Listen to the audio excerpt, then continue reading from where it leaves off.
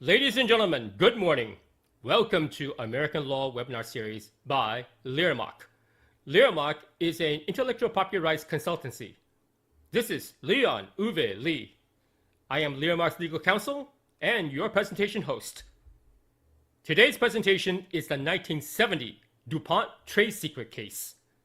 Although primary court decision affirmed that a trade secret owner need not actively guard against all possibilities of trade secret misappropriation by a third party, for the illicit intent and improper means of the third party is sufficient to bring forth a successful trade secret misappropriation complaint, resulting in the established court doctrine of commercial morality.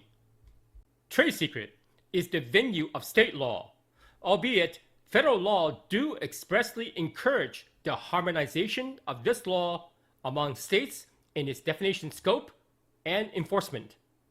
A trade secret is in essence information or combination thereof, be it public or private domain, that is unknown to others in the vested industry and gives a business entity competitive advantage and economic value derived from this confidential information that is not easily known or available to industry members or general public.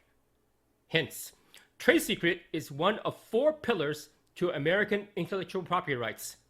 The other three are patent, copyright, and trademark. Nevertheless, there are legal limitations to trademark protection vested in two criteria.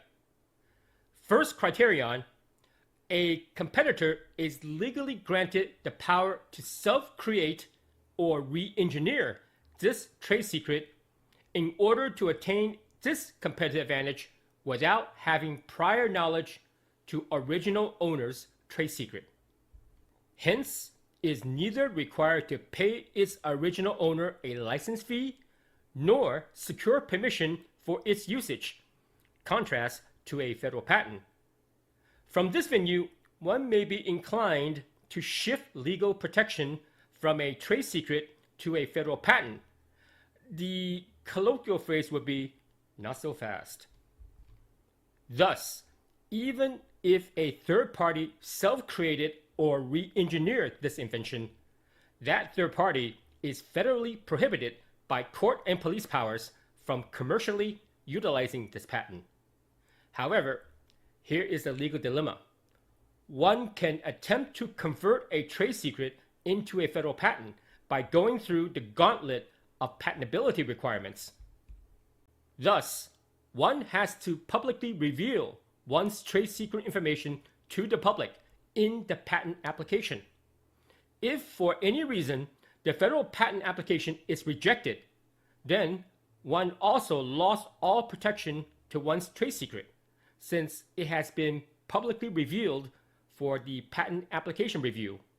This is the double-edged sword between patent and trade secret.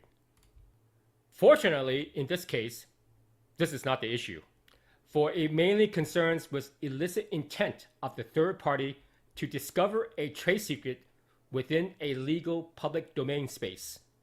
However, it's not all doom and gloom. Federal patent law, specifically U.S. Patent and Trademark Office Manual of Patent Examining Procedure, or MPEP, Chapter 724, Trade Secret, Proprietary, and Protective Order Materials, expressly states, quote, relating to pending patent applications or re-examination proceedings to submit to the office trade secret, proprietary, and or protective order materials.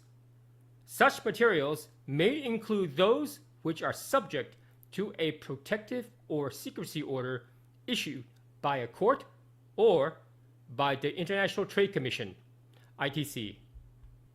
While one submitting materials to the office in relation to a pending patent application or re-examination proceeding must generally assume that such materials will be made of record in the file and be made public. the office is not unmindful of the difficulties this sometimes imposes." Unquote. Therefore, in this patent venue, trade secret can still be protected by a federal court order or U.S. International Trade Commission decree. You should know that U.S. International Trade Commission is in the front news these days, for it investigates whether or not and to what extent an unfair trade practice harms U.S. businesses, meaning tariff impositions upon other nations and retaliatory tariffs for any nation imposing punitive tariffs against our tariffs. Such is the law and commerce and life in a big city. Thus, onward to our Dupont case.